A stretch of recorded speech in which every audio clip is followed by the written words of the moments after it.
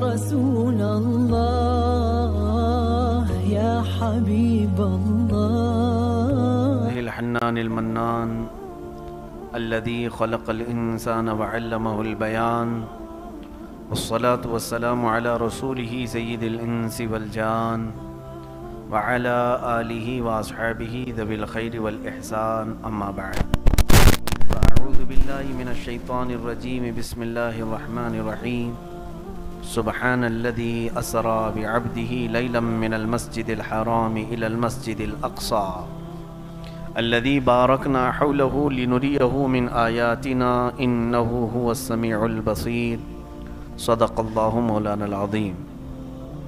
بارگاہ رسالت مآب صلی اللہ تعالیٰ علیہ وسلم میں درود پاک کا ہدیہ پیش کریں۔ اللہم صلی علی سیدنا و مولانا محمد معدن الجود والکرم وآلہ واصحابہ الکرام وابنہ الکریم وبارک وسلم صلاة دائمة سرمدا ابدا۔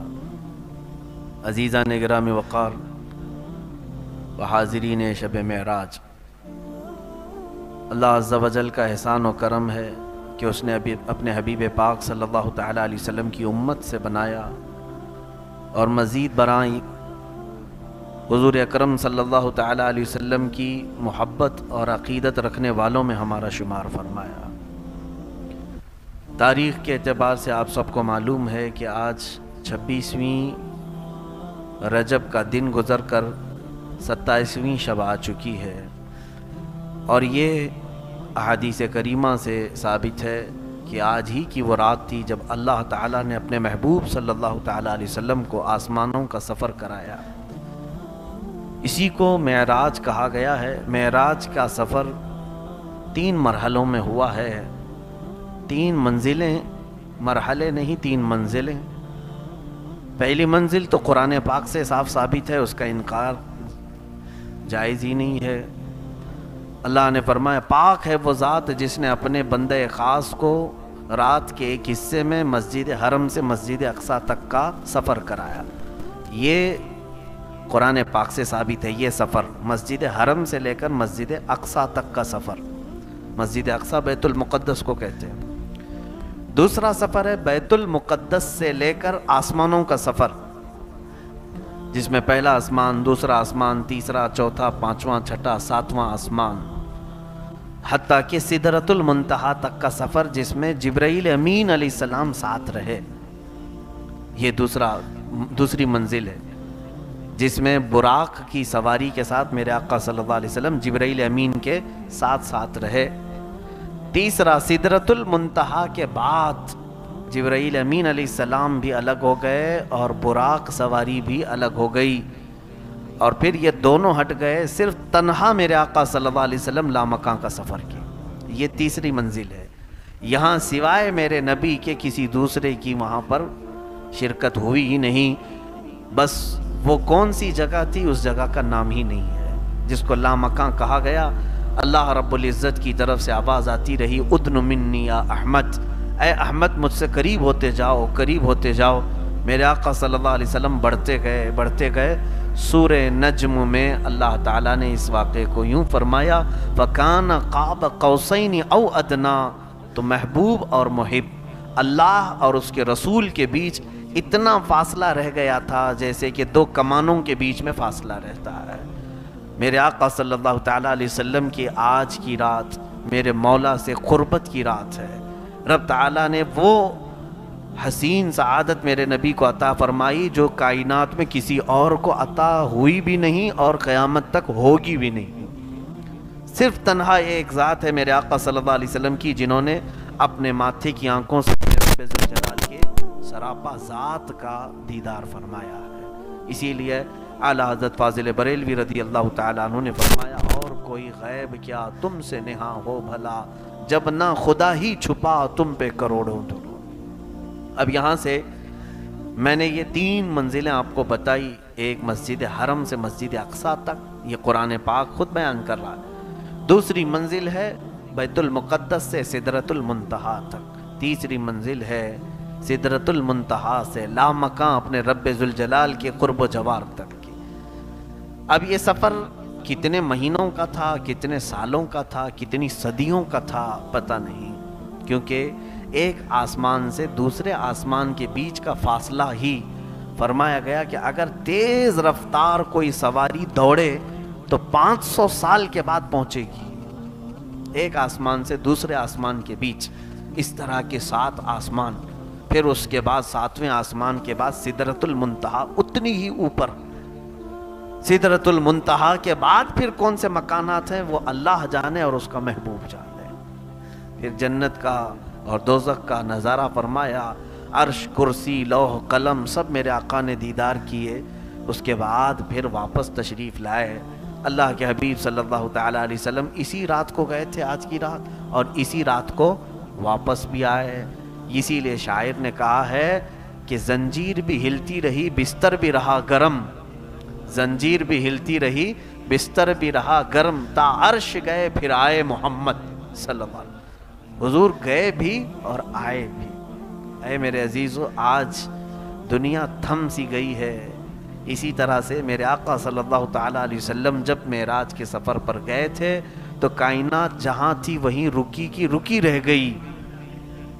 کیوں؟ کائنات کی جان ہے میرے آقا صلی اللہ علیہ وسلم۔ جب جانے کائنات کو رب تعالیٰ نے کائنات سے اپنے قرب میں بلایا تو یہ جو ٹائم تھا، یہ جو وقت چل رہا تھا، جہاں سے میرے نبی گئے وہیں پر رک گیا تھا۔ اب اللہ بہتر جانے حضور کے اس سفر میں کتنے سال لگے، کتنی صدیاں لگی، کتنے مہینے۔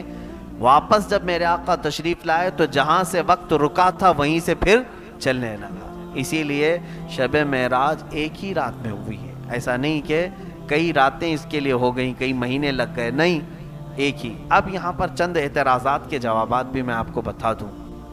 بعض لوگ آج کے زمانے میں بھی یہ کہتے ہیں کہ حضور صلی اللہ تعالیٰ علیہ وسلم کو خواب میں ہوئی تھی معراج، خواب میں معراج ہوئی تھی، جبکہ اہل سنت و جماعت کا متفقہ عقیدہ یہ ہے کہ حضور جسم کے ساتھ گئے تھے، حضور جسم کے ساتھ گئے تھے، خواب کی بات نہیں ہے۔ اب سنیے کیا دلیل ہے، خواب میں گئے تھے ان کے پاس، تو وہ تو عقلی دلیل پر چلتے ہیں کہ اتنا لمبا سفر تو ممکن ہی نہیں ہے، یہ خواب میں ہے۔ اب آپ کہتے ہیں کہ نہیں حضور جسم کے ساتھ گئے تھے، تو سب سے بڑی دلیل تو یہ ہے کہ جب میرے آقا صلی اللہ تعالیٰ علیہ وسلم اس سفر سے آئے تھے واپس، دوسرا دن آیا، دوسرے دن حضور صلی اللہ علیہ وسلم مکہ والوں کو اپنے سفر کی داستان سنا رہے تھے۔ کیا کیا سنا رہے تھے؟ میں یہاں سے بیت المقدس گیا، بیت المقدس میں نبیوں کی امامت فرمائی، اور اس کے بعد آسمانوں کا سفر کیا، اپنے رب سے ملاقات کی، اور پھر واپس آ گیا۔ جسے ماننا تھا انہوں نے مان لیا، جسے کچھ پوچھنا تھا انہوں نے پوچھ بھی لیا، جسے نہیں ماننا تھا انہوں نے سیدھے کیا کہا، یہ تو جھوٹی باتیں ہیں، من گھڑت باتیں ہیں معاذ اللہ۔ تو وہاں سے کچھ لوگ اپنی بغلیں کھجاتے نکل گئے۔ اب سوال یہ ہے، میاں میں آپ سے پوچھتا ہوں، اگر میں خواب میں یہ کہہ دوں کہ کل رات خواب میں سعودی گیا تھا، دبئی گیا تھا، تو کیا آپ صبح میرے خواب کا انکار کریں گے؟ ہو سکتا ہے بھائی خواب میں کوئی کہیں پہ بھی جائے۔ تو مکہ کے کفار و مشرکین کو حضور اگر خواب ہی بیان کر رہے تھے کہ میں بیت المقدس گیا تھا، تو کسی مکہ والے کو انکار کرنا ہی نہیں چاہیے تھا۔ ان کا انکار کرنا اس بات کی دلیل ہے کہ حضور نے خواب نہیں سنایا، اپنے جسم کا سفر سنایا تھا، انہوں نے اپنے جسم کا سفر سنایا تھا۔ انکار ان کافروں کا اس بات کی دلیل ہے کہ میرے آقا صلی اللہ تعالیٰ علیہ وسلم اپنے خواب کی بات نہیں بتا رہے تھے۔ میاں تم خواب کی بات کر رہے ہو، یہ تو میرے آقا صلی اللہ تعالیٰ علیہ وسلم کو زندگی پاک میں جسم کے ساتھ ایک بار معراج ہوئی، خواب کی تو تعداد ہی نہیں کہ کتنی بار ہوئی۔ خود میرے آقا فرماتے ہیں کہ یطعمنی ربی ویسقینی من الجنت وانا نائم، جب بھی میں سوتا ہوں میرا رب جنت سے مجھے کھلاتا پلاتا ہے۔ تو میرے حضور کی ہر نیند جو ہے معراج ہے، وہ اپنے رب تبارک و تعالیٰ کے حضور پہنچتے، خواب کی بات تو ہے ہی نہیں۔ اگر خواب والی معراج کی بات کہیں تو حضور صلی اللہ تعالیٰ علیہ وسلم کی تو ویسے روز معراج تھی، جسم کے معراج کی بات تھی تو وہ شب معراج آج کی یہ رات 26ویں رجب کے بعد 27ویں جو شب آئی، عزیزان گرامی وقا، یہ معراج کے سلسلے میں جو اللہ تبارک و تعالیٰ نے میرے نبی کو جس شان سے بلایا، آیتیں پڑھو تو سمجھ میں آتا ہے۔ دیکھیں اللہ اپنے حبیب پاک صلی اللہ تعالیٰ علیہ وسلم کا کیسے سفر کا اہتمام فرما رہا ہے۔ پہلی تو بات یہ ہے کہ اسی رات کو کیوں ہوئی، اس کے متعلق مفسرین فرماتے ہیں کہ حضور کو آج ہی کی رات معراج کیوں ہوئی، آج اللہ نے اپنے پاس کیوں بلایا۔ ہوا یہ تھا کہ میرے آقا صلی اللہ تعالیٰ علیہ وسلم روزانہ اسلام کی تبلیغ فرماتے تو کوئی نہ کوئی اسلام ضرور قبول کرتا، لیکن آج کا دن پورا میرے آقا صلی اللہ علیہ وسلم کا ایسا گزرا کہ حضور کی دعوت پر ایک نے بھی اسلام قبول نہیں کیا، اور اللہ کے حبیب صلی اللہ علیہ وسلم کو سب سے بڑا غم اسی بات کا ہوتا کہ اگر کوئی ایمان نہ لائے تو حضور کو بڑی تکلیف ہوتی۔ میرے آقا صلی اللہ تعالیٰ علیہ وسلم غمگین ہو گئے، یہاں تک کہ اپنے گھر میں نہیں گئے، ام ہانی کے گھر گئے، دروازہ بند کیا۔ غم اتنا تھا کہ حضور صلی اللہ تعالیٰ علیہ وسلم کسی سے بات بھی نہیں فرما رہے تھے، کہا دروازہ بند کرو اور میں آرام کرتا ہوں۔ کبیدہ خاطر تھے میرے آقا صلی اللہ علیہ وسلم۔ جب لوگوں کو منع کر دیا، حتیٰ کہ ایک روایت میں حضرت فاطمہ کو دروازے پر کھڑا کر دیا کہ کسی کو آنے نہ دینا، کسی سے ملاقات نہیں کرنی آج۔ یہ رات آج میرے آقا صلی اللہ تعالیٰ علیہ وسلم غمگین ہو کر کے سوئے۔ میاں ہم اور آپ جب غمگین ہوتے ہیں تو سوچتے ہیں کہ کوئی تفریح کر لیں، کہیں پر چہل قدمی کر لیں، جا کر کے ٹہل کر کے آ جائیں تاکہ دل بہل جائے، لیکن اللہ کا محبوب جب غمگین ہوتا ہے تو مولا تعالیٰ ان کے دل بہلانے کے لیے سیدھے انہیں جنت کے نظارے کرواتا ہے، انہیں جنت کی طرف بلاتا ہے۔ آؤ محبوب، تمہارا دل آج ملول ہے، آج تمہارا غم کا یہ غم کی تمہاری کیفیت اللہ رب العزت کو گوارا نہیں ہے۔ سفر معراج پر بلایا، کس انداز سے بلایا؟ جبرائیل امین کو بھیجا، وہ بھی اس طرح سے کہ جبرائیل جا کر سیدھے جگہ نہ دینا بلکہ اپنی پیشانی محبوب کے قدموں پہ لگانا۔ حضور اکرم صلی اللہ تعالیٰ علیہ وسلم جبرائیل امین کے آتے ہی قدموں پر ٹھنڈک محسوس کیا، بیدار ہوئے، پوچھا کیا بات ہے جبرائیل، اس طرح کا آنا ہوا؟ جبرائیل امین نے عرض کیا آقا رب تبارک و تعالیٰ آپ کو اپنے قرب میں بلا رہا ہے، دعوت آئی ہے۔ اللہ کے حبیب صلی اللہ علیہ وسلم اٹھے، وہاں سے مسجد حرم میں گئے۔ مسجد حرم میں جانے کے بعد حضور صلی اللہ علیہ وسلم کا سینہ مبارکہ چاک کیا گیا، اور اس کے بعد آپ کا قلب مبارک نکال کر زمزم کے پانی سے جبرائیل امین نے دھویا، اس میں کچھ تشت سے وہ جنت سے کچھ چیزیں لائی تھی وہ انڈیل دیا۔ حضور پاک صلی اللہ علیہ وسلم کے قلب مبارک کو پھر سینے پر رکھا گیا، اس کو شق صدر کہتے ہیں، اور اس کے بعد پھر ایک سواری تھی جبرائیل امین جو ساتھ لے کے آئے تھے جس کو براق کہتے ہیں۔ حضور صلی اللہ علیہ وسلم سے آپ نے عرض کیا آقا اس سواری پر سوار ہو جائیں۔ کہاں کے لیے؟ کہا اب آپ آسمانوں کا سفر کریں گے، اس سواری پر سفر ہے۔ تو حضور اکرم صلی اللہ علیہ وسلم کو جبرائیل امین نے جو سواری پر چڑھنے کا عریضہ پیش کیا، یہ براق کے متعلق روایت میں ہے جہاں تک نظر جاتی ہے وہاں اس کا پہلا قدم پڑتا تھا۔ یہاں سے اگر تم آسمان تک دیکھ رہے ہو تو اس کا پہلا قدم، اس کی رفتار اندازہ نہیں کر سکو گے، کرنٹ سے بھی زیادہ تیز رفتار براق۔ اس سواری پر میرے آقا صلی اللہ تعالیٰ علیہ وسلم سوار ہوئے، اور اس کے بعد یہاں سے لے کر کے جبرائیل امین کہاں گئے؟ سیدھے بیت المقدس گئے۔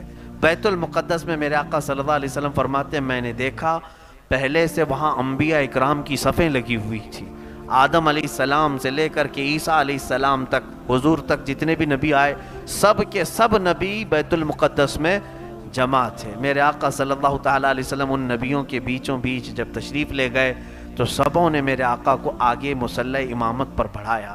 اللہ کے حبیب صلی اللہ علیہ وسلم جب مصلی امامت پر کھڑے ہوئے تو حضرت ابراہیم علیہ السلام کھڑے ہوئے اور سارے نبیوں کو ایک خطبہ دیا جس میں میرے نبی کی شان بیان کی، اور اس کے بعد پھر ان کے بعد حضرت موسیٰ علیہ السلام کھڑے ہوئے، پھر اکثر انبیاء اکرام نے حضور صلی اللہ علیہ وسلم کی شان میں خطبے بیان کیے، اپنے اپنے قصیدے بیان کیے، پھر میرے آقا صلی اللہ تعالیٰ علیہ وسلم نے ان نبیوں کی امامت فرمائی، ان نبیوں کی امامت فرمائی، وہی اول وہی آخر وہی ظاہر وہی باطن، وہی قرآن وہی فرقان وہی طٰہٰ وہی یاسین۔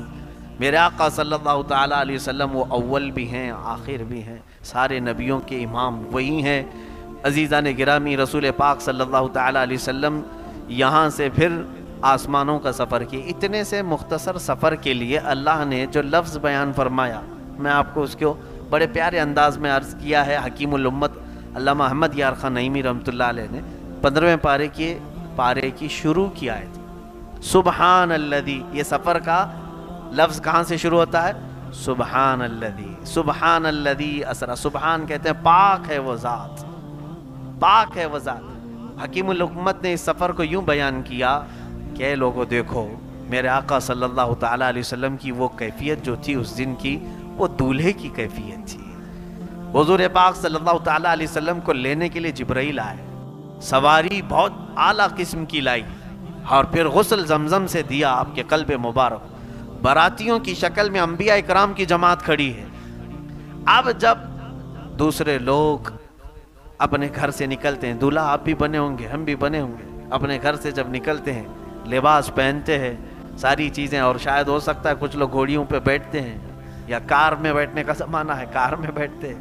اپنے گھر سے جب نکلے سواری پر تو کبھی ماں آتی ہے بلائیں لیتی ہے، باپ آتا ہے اور کہتا ہے ماشاءاللہ کیا میرا بیٹا لگ رہا ہے، نظر اتارتے ہیں۔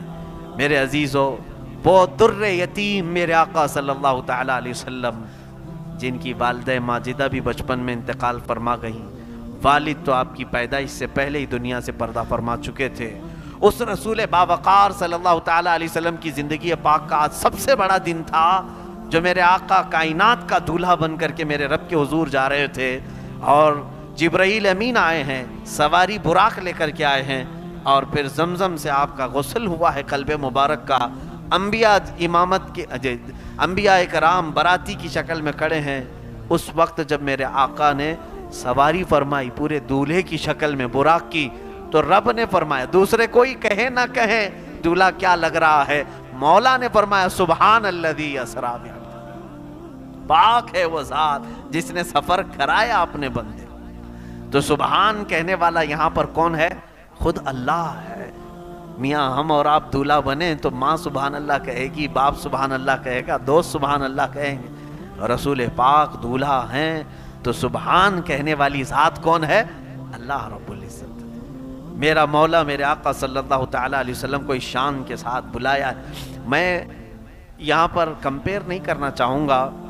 حضرت موسیٰ علیہ السلام اپنے زمانے میں ایک التجا کیے تھے اپنے مولا سے، وہ بھی قرآن پاک میں ہے، 9ویں پارے میں اللہ تعالیٰ نے اس کو بیان فرمایا۔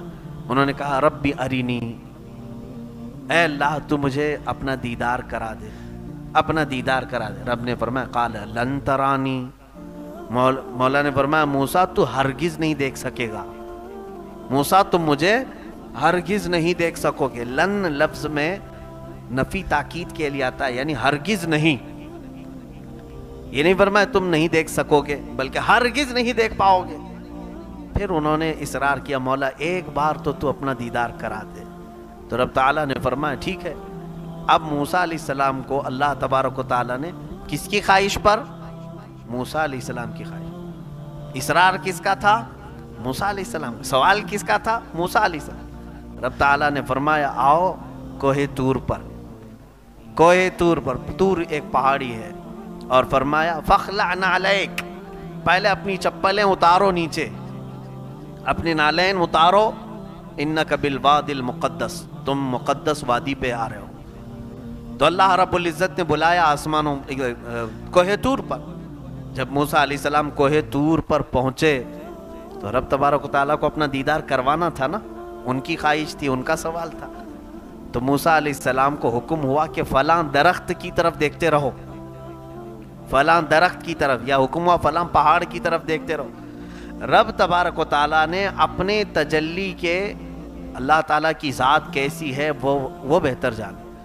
سوئی کے ناکے کے بھی بہت کم حصہ، بلکہ بعض فقہاء نے کہا ہے، محدثین نے کروڑواں حصہ، سوئی کے کونا جو ہوتا ہے، سوئی کی جو چونچ، اس سے بھی بہت تھوڑی سی تجلی کا ذرہ اللہ نے اس پہاڑ پر نازل فرمایا۔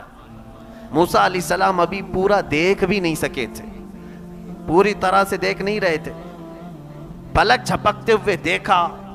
قرآن کی آیت سنیں، فَلَمَّا تَجَلَّى رَبُّهُ لِلْجَبَلِ جَعَلَهُ دَكًّا وَخَرَّ مُوسَىٰ صَعِقًا، جب رب نے تجلی ظاہر کی پہاڑ پر، موسیٰ تاب نہ لا سکے، غش کھا کر کے گر گئے اور پہاڑ پورا جل گیا۔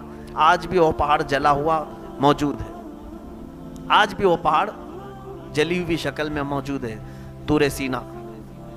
اب اندازہ کریں موسیٰ علیہ السلام کی خواہش تھی کہ مولا تو اپنا دیدار کرا دے کرا دے. رب نے بلایا, وہ بھی فرمایا کہ کوہ طور پر آؤ, آسمانوں پہ نہیں, کوہ طور پر آؤ, اور وہ بھی تجلی بہت ہلکی دکھائی, پورا ہی نہیں دیکھ سکے اور غش کھا کر گر پڑے. میرے عزیزو, حضرت موسیٰ علیہ السلام تھے, وہ بنی اسرائیل کے اولو العزم پیغمبروں میں سے. ادھر دیکھیں محمد الرسول اللہ صلی اللہ علیہ وسلم کی ذات پاک, میرے آقا صلی اللہ تعالیٰ علیہ وسلم سوئے ہوئے ہیں اور بیدار کر کے بلایا جا رہا ہے, آؤ محبوب تمہیں رب بلا رہا ہے. اور میرے آقا صلی اللہ تعالیٰ علیہ وسلم کو اس شان کے ساتھ بلایا گیا کہ سواری پر سوار ہو کر کیا ہو. آسمانوں پر پہنچے. پہلے آسمان پر, یہ لمبی تفصیل ہے, وہاں پر آدم علیہ السلام سے آپ کی پھر ملاقات ہوئی. وہاں پھر دوسرے آسمان پر دوسرے نبی سے, تیسرے آسمان, جو نبی یہاں بیت المقدس میں تھے حضور کی امامت میں نماز پڑھ چکے, پھر وہ وہاں پہنچے ہوئے تھے. اب ایک سوال آتا ہے کہ آپ کہتے ہیں کہ بیت المقدس میں حضور نے سارے نبیوں کو نماز پڑھائے, اور پھر یہاں سے نکلے, پہلے آسمان میں آدم علیہ السلام سے ملاقات ہوئی, دوسرے آسمان میں نوح علیہ السلام سے, تیسرے آسمان میں ادریس علیہ السلام, چوتھے آسمان میں حضرت یوسف علیہ السلام, تیسرے آسمان میں, چوتھے آسمان میں عیسیٰ علیہ السلام. اس طرح انبیاء اکرام سے ملاقات کرتے رہے. مجھے یہ بتائیں کہ یہ انبیاء حضور سے پہلے کیسے گئے وہاں پر؟ وہ تو یہاں پر امامت میں جماعت میں تھے. تو حضور پاک صلی اللہ تعالیٰ علیہ وسلم کی اس امامت میں جماعت میں وہ شریک بھی رہے. اس کا جواب مفسرین نے یوں فرمایا, بات در حقیقت یہ ہے کہ حضور صلی اللہ تعالیٰ علیہ وسلم دولہے کی شکل میں تھے, اور دولہے کی سواری بڑی آرام سے جاتی ہے, اور براتیوں کو انتظام کے لیے کبھی پہلے پہنچنا ہوتا ہے, تیزی سے وہ جا کر کے استقبال کے لیے کھڑے ہو جاتے ہیں. تو حضور کی وہ براق کی سواری پورے اپنے رفتار سے نہیں, بلکہ وہ اپنی شان کے ساتھ جیسے دولہے کو لے جاتی ہے, اس طرح سے وہ جا رہی تھی. اور اندازہ کرو وہ انبیاء اکرام کی رفتار اتنی ہے, تو پھر اگر میرے نبی کی پوری رفتار ظاہر ہو جائے تو اس رفتار کو کون پا سکے. عزیزان محترم, حضور پاک صلی اللہ تعالیٰ علیہ وسلم کے معراج کے سفر کی گتھیاں سلجھانا معمولی بات نہیں ہے. سیدھے اس کا جواب ایک ہی ہے. بعض لوگ اگر کنفیوژن ہے کہ اتنا لمبا سفر, بیت المقدس میں اتنے نبیوں سے ملاقات, ساتوں آسمان, یہ سب چیزیں نہیں سمجھ میں آتا, عقل میں نہیں آتی بات. بہت سارے لوگ یہ سمجھتے ہیں. پہلی بات تو یہ ہے کہ مسلمان اگر ایسی بات کہے تو اسے سمجھا دیں, میاں یہ میرے آقا صلی اللہ علیہ وسلم کا معجزہ ہے. معجزہ اس کو کہتے ہیں جو عام لوگوں کی عقل میں نہ آئے. اگر تیری عقل میں آ جاتا تو وہ معجزہ کیسے ہوتا؟ حضور صلی اللہ تعالیٰ علیہ وسلم نے انگلی کے اشارے سے چاند کے ٹکڑے کی, یہ تیرے ذہن میں آ گیا؟ سمجھ میں آیا؟ کوئی کر سکے گا؟ حضور نے ڈوبے ہوئے سورج کو پلٹایا, کیا یہ تمہاری سمجھ میں آ گیا؟ حضور صلی اللہ علیہ وسلم نے اپنی انگلیوں کے بیچ سے پانی کے فوارے جاری فرمائے, کیا یہ تمہاری سمجھ میں آ گیا؟ تو جب یہ معجزات سمجھ میں نہیں آئے تو معراج کیسے سمجھ میں آئے گی؟ یہاں پر صرف صدیق کا وہ ایمان چاہیے. حضرت ابوبکر صدیق رضی اللہ تعالیٰ عنہ کو جب حضور صلی اللہ علیہ وسلم نے یہ سنایا, میرے عزیزو, حضور سیدنا ابوبکر صدیق نے حضور سے پہلے نہیں سنا اس واقعے کو, ابو جہل سے پہلے سنا انہوں نے. آپ سفر سے آ رہے تھے, ابو جہل بیچ راستے میں پکڑ لیا اور کہا, ابوبکر ایک شخص مکہ میں آیا, یوں کہہ رہا ہے کہ رات کو یہاں سے فلسطین گیا تھا, بیت المقدس, پھر واپس آ گیا. آسمانوں کی بات اس نے نہیں کی. ابو جہل نے حضرت ابوبکر کو پکڑ کے ابوبکر صدیق سے پوچھا, کیا ایسا ہو سکتا ہے؟ حضرت ابوبکر نے کہا, ایسا ایک رات میں کون جا کے آ سکتا ہے, نہیں ہو سکتا. تو ٹھٹا مار کر کے ہنسنے لگا. کہا, دیکھ میں کہتا نہیں تھا کہ وہ ایسی ہی بکواس کرتا ہے, معاذ اللہ رب العالمین. حضور کے بارے میں اول فول بکنے لگا اور کہا, ابوبکر یہ کوئی اور نہیں, محمد کہہ رہے ہیں. حضرت ابوبکر صدیق جلال میں آئے, کہا, او کمبخت, اگر وہ اس سے بھی بڑی بات کہیں گے تب بھی میں یقین کروں گا. تو یہاں سے بیت المقدس کی بات کر رہا ہے, وہ اس سے بھی بڑی بات کریں گے تو میں ایمان لے آؤں گا. اگر انہوں نے کہا, یہ ایمان ہونا چاہیے. میرے آقا صلی اللہ علیہ وسلم نے جب فرما دیا میں نے سفر کیا, تو تم اپنی عقل کے گھوڑے مت دوڑاؤ کہ کیسے کیا ہوگا. تم اپنے اعتبار سے انہیں سوچ نہیں سکتے. ہم جو چیزیں کر رہے ہیں اس کے اوپر حضور صلی اللہ علیہ وسلم کو ناپ نہیں سکتے. یہ بات سمجھ کر کے چلے. اللہ کے نبی کی ذات اور ہے، تم عام انسانوں کی ذات اور ہے۔ اس کے علاوہ سب سے بڑی بات تو یہ ہے کہ حضور صلی اللہ تعالیٰ علیہ وسلم خود گئے تھوڑی نہ ہے، خود گئے تھوڑی نہ ہے۔ تم اگر معراج کا انکار کر رہے ہو تو گویا کہ اللہ کا انکار کر رہے ہیں۔ اللہ فرما رہا ہے میں لے گیا، اللہ لے گیا ہے۔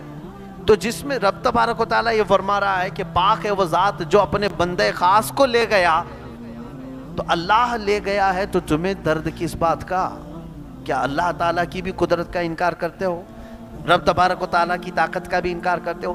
آج وہ بدبخت لوگ جو بدعقیدہ ہیں میرے آقا کے معراج کے سفر کا انکار کرتے ہیں، ان کے لیے میں کہہ رہا ہوں جس نے حضور کے معراج کے سفر کا انکار کیا اس نے خدا کی شان اور اس کی قدرت کا انکار کیا، کیونکہ اللہ نے فرمایا اللہ لے گیا ہے۔ تو تمہیں اس بات کا کیا درد ہے کہ اللہ جسے جہاں چاہے لے جائے؟ اب سنیے اس سفر پاک کی اور آخری باتیں میں آج مختصر کرتا ہوں اس چیز کو۔ رسول پاک صلی اللہ تعالیٰ علیہ وسلم جب یہاں سے نکلے 7ویں آسمان تک، سدرۃ المنتہا، یہ خانہ کعبہ کے اوپر حضرت جبرائیل علیہ السلام کا وہ مقام، آخری مقام، ایک بیت المعمور بھی ہے اوپر، بہت ساری چیزیں ہیں وہ ابھی بیان میں لا نہیں سکوں گا۔ جبرائیل امین وہاں پہنچ کر کے کہنے لگے یا رسول اللہ صلی اللہ علیہ وسلم اب اس کے آگے میں نہیں جا سکوں گا، میری حد یہیں تک کی ہے، مجھے یہیں تک آنے کی اجازت ہے۔ وہ جبرائیل جو سید الملائکہ، سارے فرشتوں کے سردار، حضرت جبرائیل علیہ السلام اگر اپنی اصلی شکل میں آئیں تو یہ پوری دنیا صرف ان کے پروں سے بھر جائے گی، اتنے طاقتور فرشتے۔ باقی سارے فرشتوں کی بات الگ ہے، حضرت جبرائیل علیہ السلام کی بات الگ۔ وہ طاقتور، بہت ہی پاورفل فرشتہ حضرت جبرائیل علیہ السلام، جن کی رفتار کو نہیں جان سکتے آپ۔ اندازہ کرو کہ ابراہیم علیہ السلام اپنے بیٹے اسماعیل علیہ السلام کی گردن پر چھری رکھ چکے ہیں، چھری رکھ چکے ہیں، اور چھری کے چلنے میں کتنا ٹائم لگتا ہے؟ سیکنڈوں میں بھی نہیں۔ چھری یوں رکھی، یوں چلانا ہے۔ اس چلانے سے پہلے جبرائیل علیہ السلام جنت سے زمین تک آ چکے تھے۔ یہ رفتار جبرائیل امین کی ہے۔ توجہ چاہتا ہوں، جبرائیل کی طاقت کیوں میں بتا رہا ہوں، عرض کرتا ہوں۔ یوسف علیہ السلام کو ان کے بھائیوں نے کنویں میں پھینکا، واقعہ معلوم ہے؟ حضرت یوسف علیہ السلام کو ان کے بھائیوں نے یوں پکڑا اور کنویں میں یوں دھکیل دیا۔ کنواں بہت بڑا بھی نہیں تھا، بہت بڑا بھی نہیں تھا، لیکن ایک چیز کو جب اوپر سے گرایا جائے تو کتنی دیر میں وہ کنویں میں گرے گی؟ گھنٹہ لگے گا اس کو؟ منٹ لگیں گے؟ سیکنڈ بھی نہیں لگیں گے۔ اس میں بھی حدیث پاک ہے، یوسف علیہ السلام کو ان کے بھائیوں نے اوپر سے دھکا دیا۔ یوسف علیہ السلام کنویں کے اوپری حصے پانی پر آنے سے پہلے جبرائیل امین جنت سے نیچے آ چکے تھے اور اپنے ہاتھوں سے انہیں پکڑ کر کے ایک کونے پر بٹھا بھی چکے تھے۔ ابراہیم علیہ السلام کو نمرود نے آگ میں پھینکا، منجنیق میں ڈال کر کے پھینکا، اور وہ اتنی تیز توپ یہاں سے اڑے تو فوراً ادھر جائے، بندوق کی گولی۔ ابراہیم علیہ السلام کو آگ کے اوپر جیسے ہی ڈالا گیا، میرے خیال سے وہ سب سے تیز رفتار کی منجنیق تھی اس زمانے۔ ابراہیم علیہ السلام آگ میں پہنچے بھی نہیں تھے اس وقت، جبرائیل امین علیہ السلام اپنے رب سے بات کر رہے ہیں اس وقت سدرۃ المنتہا پہ، سدرۃ المنتہا پہ اللہ سے بات کر رہے ہیں جب ان کو منجنیق سے پھینکا گیا۔ رب نے فرمایا جبرائیل جاؤ میرے بندے سے پوچھو کہ کوئی حاجت ہے۔ ان کے آگ میں پہنچنے سے پہلے ہی جبرائیل امین آ چکے تھے آگ کے پاس۔ کتنی تیز رفتاری، سمجھ گئے؟ اس تیز رفتاری کا بادشاہ سید الملائکہ جبرائیل امین جہاں جا کر کہتا ہو یا رسول پاک اب میری طاقت کے بعد آپ کی طاقت کی شروعات ہے، اس رسول پاک کی تیز رفتاری کو کون پہنچ سکتا ہے؟ میں نے اتنی باتیں جو جبرائیل امین کے متعلق بتائی، وہ جبرائیل کیا کہہ رہے میرے نبی سے سدرۃ المنتہا جانے کے بعد، اگر یکسر موئے برتر پرم فروغ تجلا بسوزت پرم۔ فارسی میں شیخ سعدی فرماتے ہیں ایک بال کے برابر بھی اگر میں اوپر چلا جاؤں اللہ کی تجلی کے جلال سے میرے پورے پر جل جائیں گے، یہاں سے میں نہیں جا سکوں۔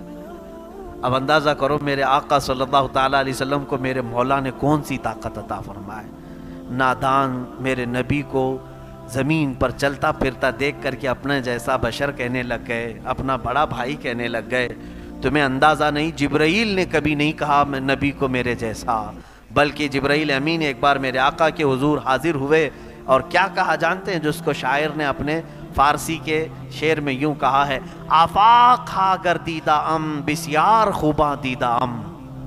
فارسی میں کہا گیا آفاق ہا گردیدہ ام بسیار خوباں دیدہ ام، لیکن تو چیزیں دیگری یا رسول اللہ۔ میں نے بہت کائنات کو دیکھا ہے، بہت سارے آسمانوں کا، میں نے بہت ساری دنیاؤں کا سفر کیا ہے اور بہت اچھے اچھے لوگوں کو دیکھا ہے۔ جبرائیل کہہ رہے ہیں مگر یا رسول اللہ آپ چیز ہی الگ ہو، آپ کی کیفیت ہی الگ ہے۔ جو جبرائیل حضور کو اپنا برابر نہیں کہہ سکے، یہ آج کے دوسرے کسی کھیت کی مولی بھی نہیں ہے، وہ اگر اپنے نبی کو کہیں کہ ہمارے جیسے ہی تھے، کھاتے پیتے تھے، بازاروں میں گھومتے پھرتے تھے، معاذ اللہ رب العالمین، برابری کرنے چلنے والا، یہ کبھی کیوں نہیں سوچتے؟ حضور کو یہ کہتے ہیں ان کی بھی ایک ناک تھی، دو آنکھ تھے، حضور صلی اللہ علیہ وسلم کے بھی دو کان تھے، سب ہمارے بھی۔ ایک ظالم ایسے بھی کہہ رہا تھا، تو ہم تو اس کو یہ کہتے ہیں میاں تو حضور کو صرف دیکھا، تو یہ کیوں نہیں کہتا کتے کی بھی ایک ناک ہوتی ہے، دو آنکھ ہوتی ہے، دو کان ہوتے ہیں، تو یہ کیوں نہیں کہتا کتا بھی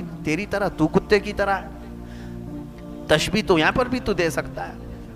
صرف آنکھ اور کان اور یہ ساری چیزیں ہو جانا یہ تشبیہ کی بات ہے؟ اس رسول پاک صلی اللہ تعالیٰ علیہ وسلم کے بارے میں تم بات کر رہے ہو جس کے متعلق احادیث کریمہ یہ ہے جن کے تھوک میں بھی اللہ نے شفا رکھی ہے، جن کے پسینے مبارکہ کو عنبر اور مشک سے زیادہ حسین ترین خوشبوؤں میں رکھا ہے، اس رسول پاک صلی اللہ علیہ وسلم کے متعلق کبھی بھی زبان درازی نہ کرے۔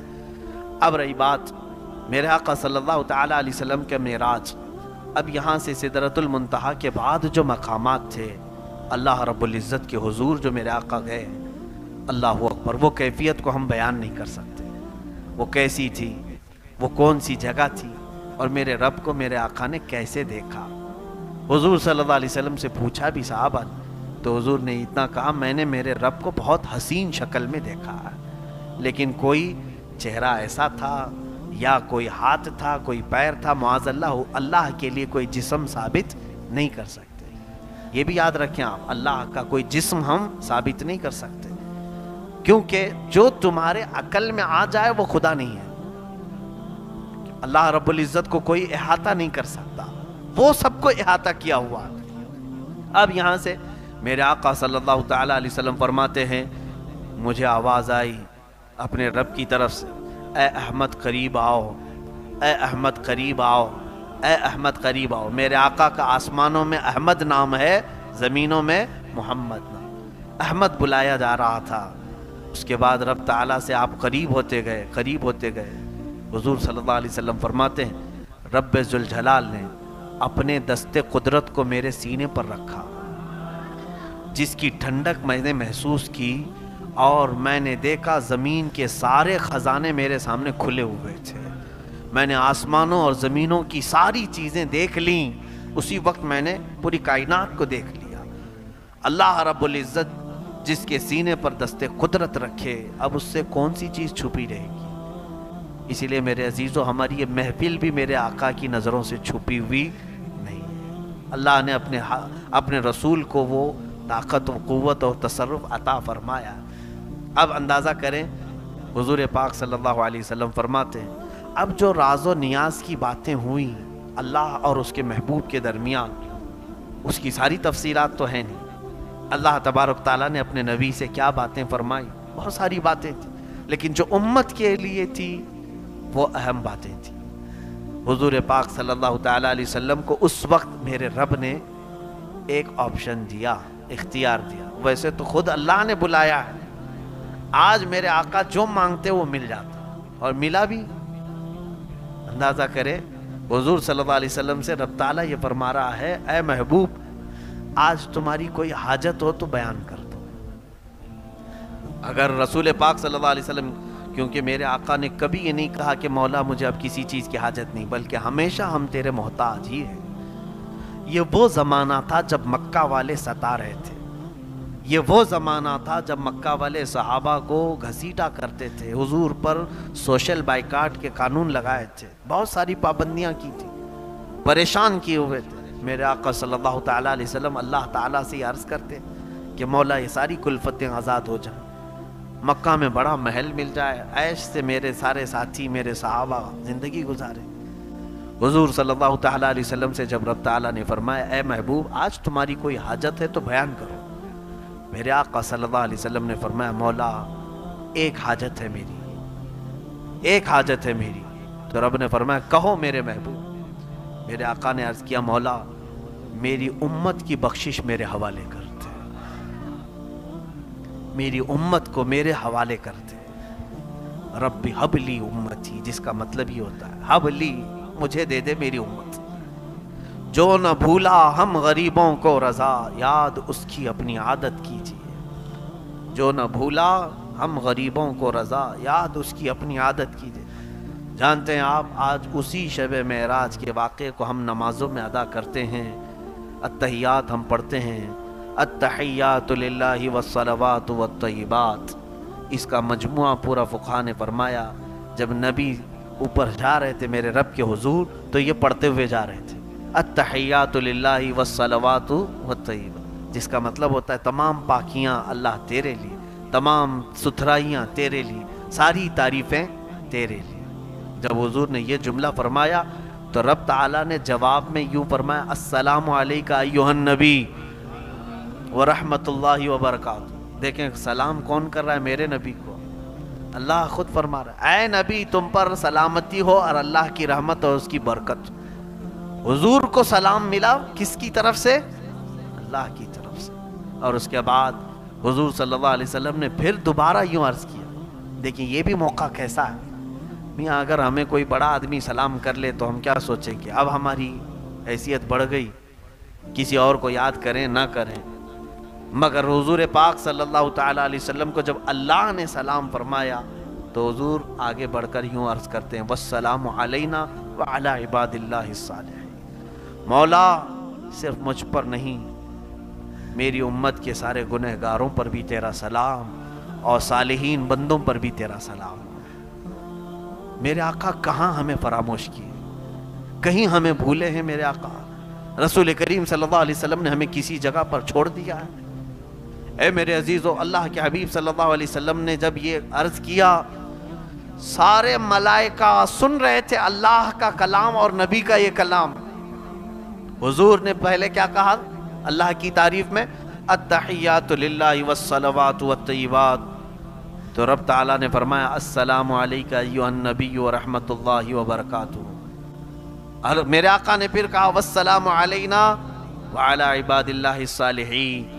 تو یہ دونوں کے کلمے سننے کے بعد فرشتوں نے کہا اشہد ان لا الہ الا اللہ واشہد ان محمدًا عبدہ ورسولہ، ہم گواہی دیتے ہیں کہ اللہ کے سوا کوئی معبود نہیں، اور ہم گواہی دیتے ہیں کہ محمد صلی اللہ علیہ وسلم اللہ کے بندے اور اس کے رسول ہیں۔ یہ اگر کوئی التحیات کا اتنا ٹکڑا بھی پڑھ لے تو اسے معراج سمجھ میں آ جائے گا، معراج کا سفر اس کے اندر۔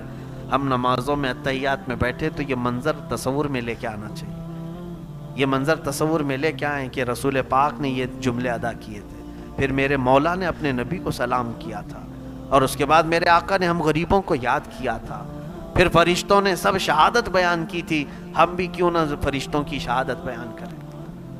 میرے عزیزو، رسول پاک صلی اللہ تعالیٰ علیہ وسلم جب وہاں سے چلنے لگے تو رب تبارک و تعالیٰ سے آپ نے ایک سوال کیا، مولا مجھے تو نے انعام میں یہاں تک بلایا۔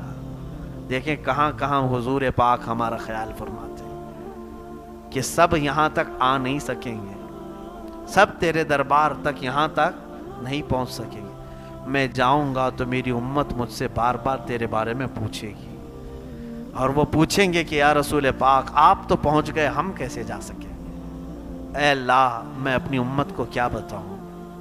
توجہ، رب تعالیٰ نے فرمایا اے محبوب میں ایک تحفہ تمہاری امت کو دیتا ہوں، اگر وہ اس پر عمل کرے گی تو ہر سجدے میں انہیں معراج ہوگی.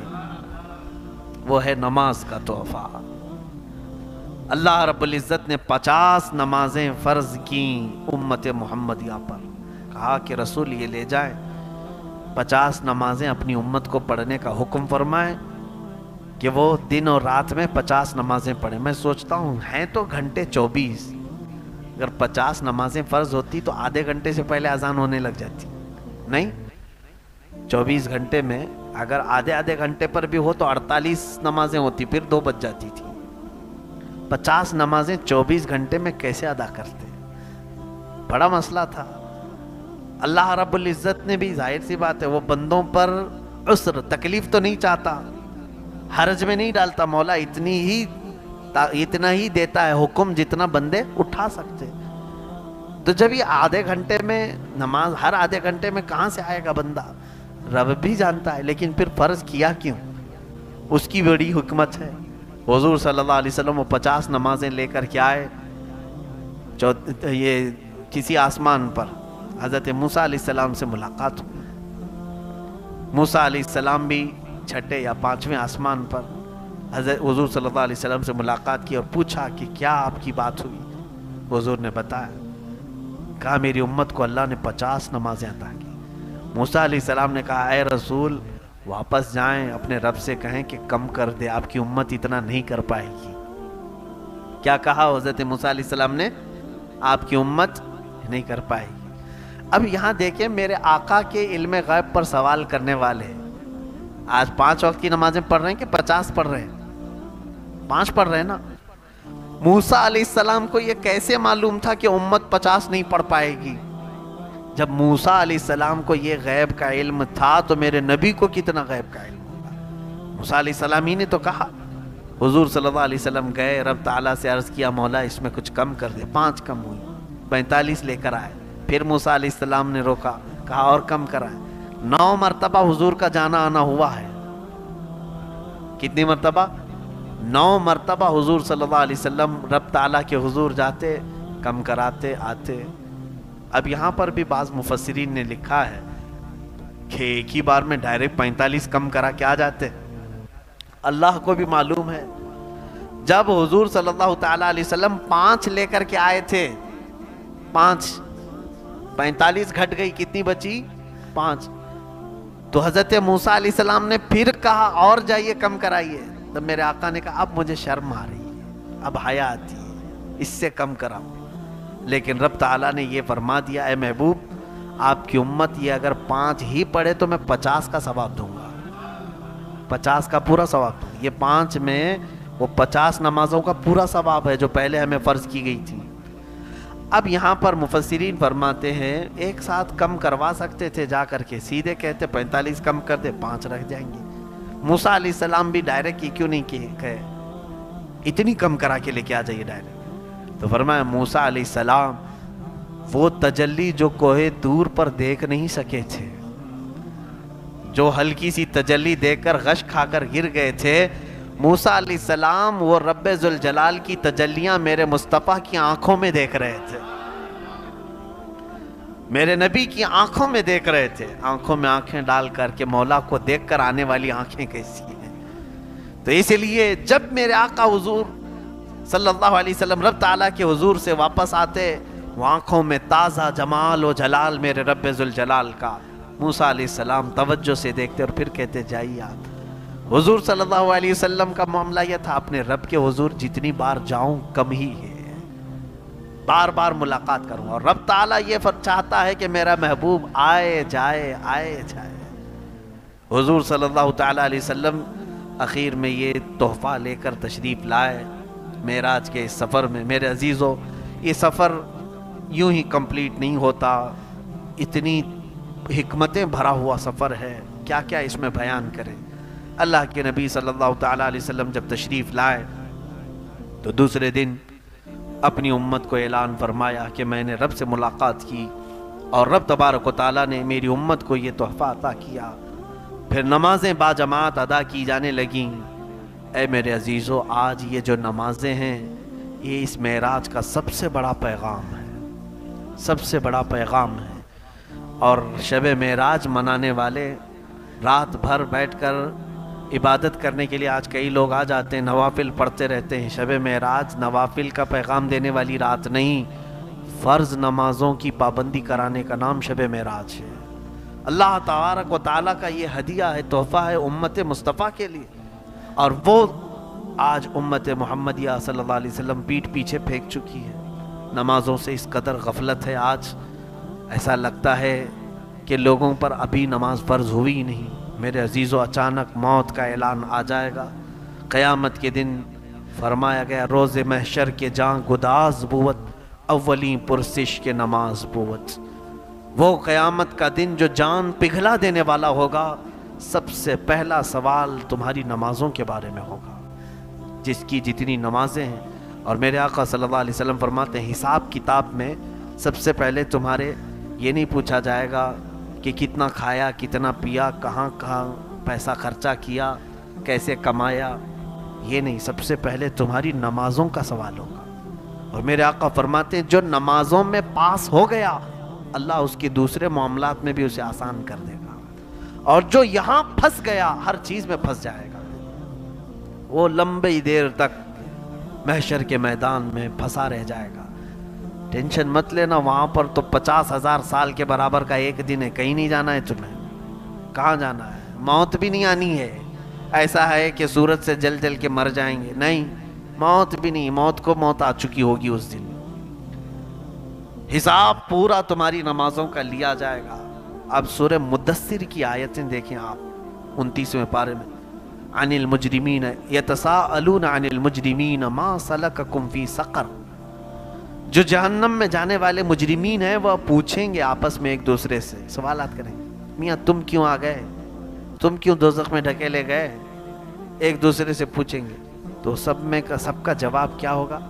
قالوا لم نک من المصلین، وہ کہیں گے ہم نماز نہیں پڑھتے تھے، ہم نماز نہیں پڑھتے تھے اس لیے آ گئے۔ اس کے بعد اور بھی وجوہات ہیں، لیکن سب سے بڑی وجہ یہ ہے کہ نماز نہیں پڑھتے تھے اس لیے دوزخ میں ڈالے گئے۔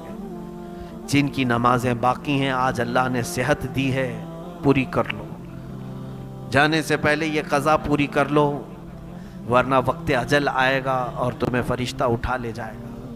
ہو سکتا ہے آج ہماری باتیں کچھ لوگوں کو کڑوی گزریں، کچھ لوگوں کو ایسی لگیں کہ ہمارے اوپر دقتیں ہیں، تمہیں یہ قیامت کے دن سمجھ میں آئے گا۔ میرے آقا صلی اللہ علیہ وسلم نے فرمایا بے نمازی کا حشر قارون، فرعون اور حامان کے ساتھ ہوگا۔ دوزخ کے دروازے پر اس کا نام لکھا جائے گا کہ فلاں بے نمازی تھا۔ میرے آقا صلی اللہ تعالیٰ علیہ وسلم نے اپنے نزع کے عالم میں، وفات کا وقت قریب ہے، اس وقت نماز کو میرے آقا نے ترک نہیں فرمایا۔ اس انداز سے میرے آقا مسجد میں تشریف لائے تھے، صحابہ فرماتے ہیں حضور صلی اللہ علیہ وسلم 2 صحابہ کے کندھوں پر ہاتھ رکھ کر کے چل رہے تھے۔ حضور صلی اللہ علیہ وسلم کا پیر مبارک زمین پر گھسٹتا ہوا آ رہا تھا، میرے آقا زمین پر پیر نہیں رکھ رہے تھے۔ اتنی علالت، اتنی تکلیف کے بعد بھی میرے آقا مسجد نبوی شریف میں جماعت کے ساتھ نماز کے لیے حاضر ہوئے۔ آج لوگ صحت مندی کے ساتھ نمازیں ترک کر رہے ہیں، نمازوں کو بھولے بیٹھے ہیں، لوگ یہ سمجھ رہے ہیں کہ ہمارا حساب نہیں ہونا ہے۔ عزیزان گرامی وقار، یہ آج معراج کے متعلق جو کچھ بھی میں بیان کیا وہ آغاز باب تھا۔ میں نے برکت کے لیے آج یہ چیزیں رکھی ہیں۔ میرے مصطفیٰ کریم صلی اللہ علیہ وسلم کا عظیم سفر ہے، اور یہ سفر ہم بیان کرتے رہتے ہیں صرف اس لیے کہ ہمارے نئے بچوں میں میرے آقا کا سفر یہ منتقل ہوتا جائے، بعد میں کوئی ہمارے ان بچوں کے ذہنوں کو خرید کر کے یہ نہ کہے کہ یہ سب من گھڑت کہانیاں تھیں، کوئی ہمارے بچے کو بہکا نہ سکے، دھوکہ نہ دے سکے۔ اس لیے میرے عزیزوں اپنے بچوں میں یہ منتقل کرتے جاؤ سفر معراج کو، میرے نبی کیسے گئے تھے معراج میں۔ اسی لیے میں بارہا کہتا ہوں بچوں کو اگر سکھانا ہے تو اتنا ہی سکھا دو، 5 حرف والا معراج ہے، کتنے؟ میم عین را الف جیم، 5 ہی حرف والا معراج۔ بچوں کو رٹا کر کے یاد کرا دو، ان سے اتنا ہی کہو۔ ہمارے استاد نے ہمیں بتایا تھا بچوں کو یہ کہو معراج کی میم یہ بتاتی ہے کہ محمد کو معراج ہوئی صلی اللہ علیہ وسلم۔ کس کو معراج ہوئی؟ میم یہ بتاتی ہے کہ محمد کو معراج ہوئی۔ عین، اس کے بعد سیکنڈ حرف کیا آ رہا ہے؟ عین۔ عین یہ بتاتا ہے کہ عرش پر گئے تھے. اس کے بعد تھرڈ نمبر پر آ رہا ہے را. را یہ بتاتی ہے کہ رات کو گئے تھے. پھر چوتھے نمبر پر الف ہے. الف یہ بتاتا ہے اللہ کے پاس گئے تھے. آخر میں جیم آ رہا ہے. جیم یہ بتاتا ہے جسم کے ساتھ گئے تھے. اتنا بھی اگر بچوں کو بتا دیں یہ 5 حروف. محمد صلی اللہ علیہ وسلم عرش پر گئے تھے, رات کو گئے تھے, اللہ کے پاس گئے تھے, جسم کے ساتھ گئے تھے, اتنا ہی پورا اس میں شامل ہو گیا. اپنے بچوں کو منتقل کرتے رہے سفر معراج, اس لیے کہ بعد کے زمانے میں کہیں ایسا نہ ہو کہ کچھ بد عقیدہ ان سے ہمارے عقائد کو چھین نہ لے, ہماری روایات کو ختم نہ کر لے. آج کی حالات ایسے ہیں جس میں ہم آج کی رات میں یہاں بیٹھے ہیں, دل درد کرتا ہے میرے عزیزوں.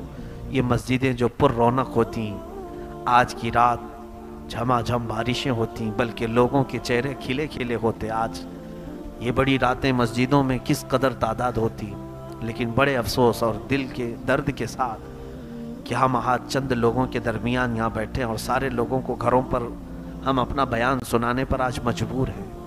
یہ حالات کیسے آ گئے؟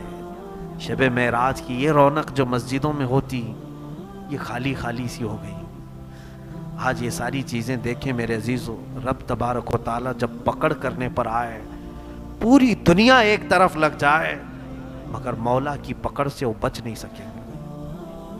اندازہ کرو رب تعالیٰ نے, سوچو میں آپ کو یہ بتا رہا ہوں, آج اللہ رب العزت نے آج دنیا میں کوئی ہاتھی نہیں بھیجا. اللہ تبارک و تعالیٰ نے عذاب کی شکل میں کوئی ہاتھی نہیں بھیجا, پتھر نہیں بھیجا. ابھی اللہ نے ابھی پتھر نہیں بھیجا, اللہ تعالیٰ نے گھوڑے نہیں بھیجا ابھی, بلکہ اللہ نے بہت چھوٹا سا کیڑا بھیجا جس کو دیکھ بھی نہیں پا رہے. آج مائکروسکوپ سے دیکھنا پڑتا ہے. یہ کورونا وائرس دکھائی نہیں پڑتا ہے, اس کو دیکھنے کے لیے خوردبین چاہیے. خوردبین اتنا باریک ہے کہ تمہاری نظریں نہیں دیکھ سکتی. اس سے نہیں اندازہ کرتے ہو وہ طاقت کا شہنشاہ جب پوری دنیا کو ہلانے پر آئے تو ایک ذرے سے ہلا دیتا ہے. ابھی اس نے ہاتھی جیسی کوئی چیز بھیجا ہی نہیں. کہاں ہم برداشت کر پائیں گے اگر اتنی بڑی چیز وہ بھیجتے ہیں. اتنا ہلکا جس کو ذرہ کہا جاتا ہے, خوردبین مائکروسکوپ سے دیکھا جائے. کورونا وائرس کی اس کی مقدار کتنی ہے, کتنے وہ شکل کا ہے, دیکھیں آپ, معلوم کریں, پتہ چلے گا آپ کو کہ وہ کسی کی نظروں میں دکھائی نہیں پڑ رہا ہے, اس کو مائکروسکوپ سے دیکھنا پڑ رہا ہے. مجھے اسی بات کا اندازہ ہوا, احساس ہوا, مولا تو اگر ہلانا چاہے تو بہت ہلکے ذرے سے ہلاتا ہے. ہم نے تو اب تک سنا تھا کہ نمرود کو مچھر سے ہلا دیا, فرعون کو پانی سے ہلا دیا, لیکن آج کے وقت کی بڑی بڑی طاغوتی طاقتوں کو مولا بہت ہلکے وائرس سے تو نے ہلا دیا ہے. آج ہل گئے سارے لوگ. یہ کوئی مذاق کا وقت نہیں, یہ کوئی لطیفے سنانے کا وقت نہیں, یہ جوکس فارورڈ کرنے کا وقت نہیں میرے عزیزوں. رب کا قہر ہے, یہ اللہ کا غضب ہے, خدا قہار ہے غضب پر. آج رب تبارک و تعالی غضب پر ہے. آپ اندازہ کر رہے ہیں اس چیز کو. کل کی نیوز یہ تھی کہ اٹلی میں 700 لوگ ایک دن میں مرے. لاشیں اٹھانے کے لیے ان کے پاس انتظامات نہیں. ملٹری کی پوری گاڑیاں صرف لاش اٹھانے کے لیے پھر رہی. وہ لوگ 1 مہینے پہلے چائنا پر ہنس رہے تھے. یہ اٹلی, یورپ آج سب سے زیادہ جہاں پر یہ افیکٹڈ ہے کورونا وائرس, مذاق کر رہے تھے وہ لوگ. آج ہی کی بات ہے, وہاں ایک بوڑھے کافی عمر دراز ہیں, رو رو کر کے انہوں نے ایک ویڈیو بھیجا ہے. کہا کہ اے لوگوں, میں نے کبھی اپنی 75 سالہ زندگی میں اٹلی میں ایسا نہیں دیکھا سنسان. مجھے آج قیامت کا منظر لگ رہا ہے. ہم پکار رہے ہیں تو ہماری آواز پلٹ کر کے ہمیں سنائی دے رہی ہے. وہ شہر جہاں پوری دنیا اپنی عیاشی کے لیے جاتی ہے, وہ سب رک سے گئے, تھم سے گئے. آپ نہیں دیکھ رہے, اس ہلکے سے کیڑے نے سارے سینما تھیٹروں کو بند کرا دیا, سارے شراب خانوں کو بند کرا دیا, سارے علماء کی تقریریں جن کو روک نہیں سک رہی تھی, ہلکے کیڑے نے نہیں رکوا دیا. سارے بازار رکوا دیے, ساری بڑی محفلیں ختم کر دی گئی, حتیٰ کہ عبادت خانوں پر تالے لگ گئے. اللہ اکبر، یہ رب تبارک و تعالیٰ کے جلال کو اندازہ کر سکتے ہیں؟ پھر قیامت کے دن آج مولا تعالیٰ اپنی رحمت کی صفت پر ہے. کون سی صفت؟ اللہ کے 99 صفات ہیں. وہ رحمان ہے، رحیم ہے، کریم ہے، ستار ہے، غفار ہے، جبار ہے، قہار ہے. سوچو آج اللہ تعالیٰ اپنے رحمان اور رحیم کی صفت پر ہے، اور قیامت کے دن وہ اپنے قہار کی صفت پر ہوگا. خود فرماتا ہے لمن الملک اليوم، آج کی بادشاہت کس کی ہے؟ خود فرماتا ہے للہ الواحد القہار، ایک قہر کرنے والے خدا کی آج سلطنت ہے. قیامت کے دن کیسا ہوگا جب ہر چیز رک چکی ہوگی. آج یہ ہرے بھرے شہر میں ممبئی جیسا عروس البلاد جب تھم گیا ہے، میں صبح سے محسوس کر رہا ہوں، ہم تو باہر نہیں نکلے، لیکن آج جو بھی خبریں موصول ہو رہی ہیں لوگ تو یہ بتا رہے ہیں کہ باہر چڑیوں کی آوازیں تو آ رہی ہیں، چڑیوں کی آوازیں آ رہی ہیں، اور باہر لوگوں کے چلنے پھرنے کی کوئی آواز نہیں، پتوں کی آوازیں آ رہی ہیں.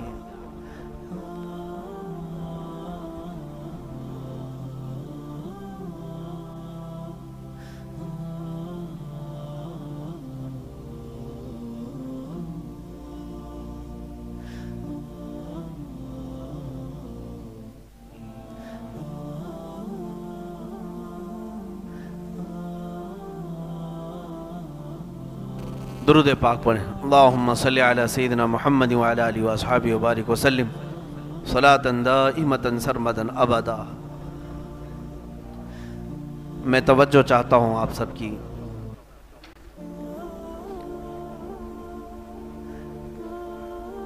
آج یہ خوف کا ماحول، ڈر کا ماحول، یہ مت سمجھیں کہ حکومتوں نے بنا کر کے رکھا ہے. بعض لوگ یہ کہہ رہے ہیں کہ حکومت یہ چاہ رہی ہے، حکومت وہ چاہ رہی ہے. حکومت کیا چاہے گی؟ حکومت کی خود جان کے لالے پڑ گئے ہیں. آج حالات ایسے ہیں کہ یہ وائرس حکومت کے اونچے اونچے تختوں پر بیٹھے ہوئے لوگوں کو بھی اٹیک کر چکا ہے. یہ کیڑا ان کے گردنوں تک بھی پہنچ چکا ہے، ان کو اپنی جان کی پڑی ہے. آج کیا وہ آج ہی کھیل پائیں گے اپنی قوم کے ساتھ؟ میں یہ اس بات کو اس لیے عرض کر رہا ہوں کہ آج ہماری قوم اس بندی کو اپنے عیش و عشرت میں نہ گزارے. مجھے یہ سننے کو مل رہا ہے کہ مسلمان محلوں میں لڑکے پورے باہر گلیوں میں سڑکوں پر کرکٹ کھیل رہے ہیں، تاش کے پتے، کیرم کھیلے جا رہے ہیں، اور گھر میں عورتیں رات بھر ٹی وی سیریل، اور نوجوانوں کے ہاتھ میں موبائل، انٹرنیٹ. اللہ کا غضب ہے، وہ جلال میں ہے، اور تم پھر اترا رہے ہو. تم اب بھی اپنا غرور اور تکبر بتا رہے ہو اللہ کو. رب تبارک و تعالیٰ نے آج جو پوری کائنات کو جس طرح سے مولا نے روک دیا ہے، قریب ہے یہ موت تمہارے تک بھی آ جائے گی. یاد رکھنا جن لوگوں نے مذاق کیا چند دنوں پہلے، ان کے گھروں میں بھی یہ بیماری داخل ہو گئی. آج وہ لوگ کہہ رہے ہیں، انگلینڈ والے بھی، انگلینڈ کے کئی لوگ کہہ رہے ہیں کہ ہم تو اس پر جوکس بنا رہے تھے، لیکن اب ہماری ماں اس بیماری میں افیکٹڈ ہے. ایک مولانا صاحب ہیں. میرے عزیزو، یہ تمام معاملات ہلکے انداز میں لے کر کے نہ چلیں. آج سب کو اپنے نقصان کا اندیشہ ہے کہ بند ہونے کے بعد کیا نقصانات ہو سکتے ہیں، اس کے باوجود بھی بند کیوں کیا جا رہا ہے؟ آپ سوچ سکتے ہیں اس چیز کو؟ صرف مسجد بند نہیں ہوئی ہے، جہاں کروڑوں کی انکم ہوتی ہے دن کی، وہ ساری چیزیں لاک ڈاؤن ہیں. کیوں؟ ان کو تو مال سے محبت ہے نا، وہ لوگ کیوں بند کرتے؟ اس کی خطرناک پن اور اس کے یعنی اس وائرس کے اندیشے کو سمجھ نہیں پا رہے ہیں آج ہمارے لوگ. اویئرنس نہیں ہے. لوگ یہ سمجھ رہے ہیں کہ کیا ہونے والا ہے. میں صحیح کہتا ہوں، جو ہونا ہے وہ اللہ کی مرضی سے ہی ہوگا، لیکن جب اس طرح کی وبا پھیل جائے تو بندے کو ڈرنا شروع کرنا چاہیے اپنے رب سے، اللہ کے قہر سے، اس کے غضب سے. اب میں 2 آیتیں سنا کر کے آپ کو اپنی گفتگو کو سمیٹتا ہوں۔ قرآن پاک میں اللہ فرماتا وَلَنُذِيقَنَّهُم مِّنَ الْعَذَابِ الْأَدْنَىٰ دُونَ الْعَذَابِ الْأَكْبَرِ لَعَلَّهُمْ يَرْجِعُونَ۔ سورہ سجدہ کی آیت ہے 21ویں پارے کی۔ اللہ فرماتا ہے ہم ان لوگوں کو چھوٹے چھوٹے عذاب دیتے رہیں گے، بڑا عذاب دینے سے پہلے۔ اس آیت کی تفسیر میں کئی صحابہ نے فرمایا ہم نے حضور صلی اللہ علیہ وسلم سے پوچھا کہ یا رسول اللہ چھوٹا عذاب کیا ہے، بڑا عذاب کیا ہے؟ میرے آقا نے فرمایا بڑا عذاب تو قیامت کے دن ہونے والا ہے، چھوٹا عذاب یہ ہے کہ اللہ بلائیں بھیجے گا، بیماریاں اور مصیبتیں بھیجے گا دنیا میں۔ کیوں بھیجے گا؟ قرآن میں اللہ فرماتا ہے لعلہم یرجعون، تاکہ وہ اپنے گناہوں سے باز آ جائیں، وہ پلٹ آئیں۔ یہ بیماریاں وبائیں تمہیں پلٹانے کے لیے ہوتی ہیں، نہ کہ کھیل کود کر کے عیاشی کرنے کے لیے کہ چھٹی ہو گئی خوب عیش کرو، ٹھٹے مارو، ہنسو، اسی لیے نہیں ہے۔ مجھے تو اندازہ یہ ہونے لگا ہے کہ آج و کل میں پتہ نہیں کس کے اعلانات ہونے والے ہیں۔ اور سب سے بڑی بات تو یہ ہے میرے عزیزو، مرنا تو سب کو ہے، آپ کو ہے، مجھے ہے، لیکن جس دن سے میں نے یہ سنا کہ کرونا وائرس سے افیکٹڈ آدمی کو اگر اس کا انتقال بھی ہو جائے تو اس کی ڈیڈ باڈی گھر والوں کو نہیں دی جا رہی ہے، اس کو پورا پلاسٹک میں ریپ کر کے ہیلتھ منسٹری کے ہی لوگ اسے لے جا کر یا جلا رہے ہیں یا دفن کر رہے ہیں۔ نہ گھر والوں کو غسل دینے کی، نہ چھونے کی تک کی اجازت نہیں ہے۔ اے کاش رب ذوالجلال ہماری موت اس حال میں نہ ہے۔ اتنی تو التجا کر سکتے ہو آج کہ کم سے کم ہمیں 4 کندھے تو نصیب ہو سکے، ہمیں کوئی اٹھا تو سکے، گھر والے ہماری لاش کو دیکھ کر کے دور کھڑے رہیں گے۔ اور اگر اس بیماری سے افیکٹڈ ہو کر ہیلتھ منسٹری کے اندر ہی ہم دفن ہو گئے تو کیا یہ بھی خوف نہیں ہے تمہیں؟ 1000 تم چاہ لو کتنی آسان سے مرنا، لیکن رب تعالیٰ جس انداز سے مارنا چاہے گا اسی انداز سے مارے گا۔ آج مجھے حیرت ان لوگوں کے اوپر ہو رہی ہے جو ان تمام معاملات کو لے کر اب بھی سیریس نہیں ہے، مذاق اڑا رہے ہیں ایک دوسرے کا۔ مذاق مت کرو، یہ اللہ کی پکڑ ہے، اللہ کا عذاب ہے۔ اور حدیث پاک میں یہ ملتا ہے پچھلی قوموں پر جب اللہ عذاب نازل کرتا تو کچھ لوگ کھڑے ہو کر کے ان کا مذاق اڑاتے کہ دیکھو کیسے جل رہے ہیں، کیسے مر رہے ہیں۔ رب تبارک و تعالیٰ اپنے جلال میں ان لوگوں کو بھی گرفتار فرماتا۔ آج یہی ہو رہا ہے۔ انتظار کریں وہ لوگ جو مزے لے رہے ہیں اور لطیفے بنا رہے ہیں اور ایک دوسرے کو جوکس کر رہے ہیں۔ میں توبہ کرتا ہوں ان تمام محفلوں سے اور ایسی باتوں سے۔ اب کرنا کیا چاہیے ان حالات میں؟ میں اگر وہ ڈاٹا لے کر کے بیٹھوں تو بیان لمبا ہو جائے گا۔ 3 ہفتوں میں، صرف 3 ہفتوں میں اٹلی کے اندر جو شروع میں 3 لوگ، 5 لوگ، 7 لوگ تھے، آج کی اپڈیٹ یہ ہے کہ 80,000 لوگوں کو یہ کیڑا پکڑ چکا ہے، تقریباً 80,000 کے قریب۔ 2 مہینے بھی نہیں گزرے 80,000 لوگ افیکٹڈ ہیں، اس میں بڑے بڑے پیسے والے لوگ، اور ان کے پاس ہیلتھ منسٹری اتنی طاقتور ہے کہ وہ دنیا کے سب سے پاش لوگوں میں آتے ہیں۔ ان کے پاس بیماریاں ہی نہیں تھیں، سب سے ہائی لیول کے ڈاکٹرز ان کے پاس تھے۔ اور آج کی رپورٹ یہ بھی ہے کہ علاج کرنے والے 11 ڈاکٹروں کی موت ہو چکی ہے۔ مولا جب پکڑنے پر آئے تو اونچے اونچی سیٹوں تک کو ہلا دیتا ہے۔ کون ہے آج تمہارا علاج؟ میرے عزیزوں، وہ یورپ ہے جو ترقی یافتہ ممالک ہیں، جو بے بس ہیں، گھٹنے ٹیک چکے اس طاقت کے سامنے۔ امریکہ آج اپنی ساری سربلندیوں کے باوجود ناک زمین پر رگڑ رہا ہے۔ ہمارے پاس اب طاقت نہیں ہے۔ لوگ اپنے اپنے جگہوں سے اعلان کر رہے ہیں کہ اپنے اپنے دعائیں کرو۔ سارے بے بس ہو چکے ہیں، جن کے پاس ساری سہولیات ہیں وہ بے بس ہیں۔ ہندوستان میں تو اور بھی ہیلتھ کے معاملات کو لے کر کے کوئی انتظامات نہیں۔ اور جانتے ہیں آج آپ بڑے بڑے جو منتری ہیں اوپر، ان تک کوئی ایفیکٹ ہو گیا اور وہ لوگ شکایت کر رہے ہیں کہ ہمیں علاج نہیں مل رہا ہے۔ عوام یہ آج عام پبلک کو اگر یہ تمام چیزیں افیکٹ ہوں، تمہیں کون اٹھائے گا، کون لے کر کے جائے گا، کون دیکھے گا؟ میرے عزیزو، یہ تمام چیزوں میں آج ڈر رکھو، کھیل کود کے لیے بازار باہر گرم مت کرو۔ کیا کرنا کیا چاہیے ایسے اوقات میں؟ مجھ سے بہت سارے لوگ سوال کر رہے ہیں، مسجدیں بھی جب بند کر دی جائیں گی تو ہم کہاں جائیں گے؟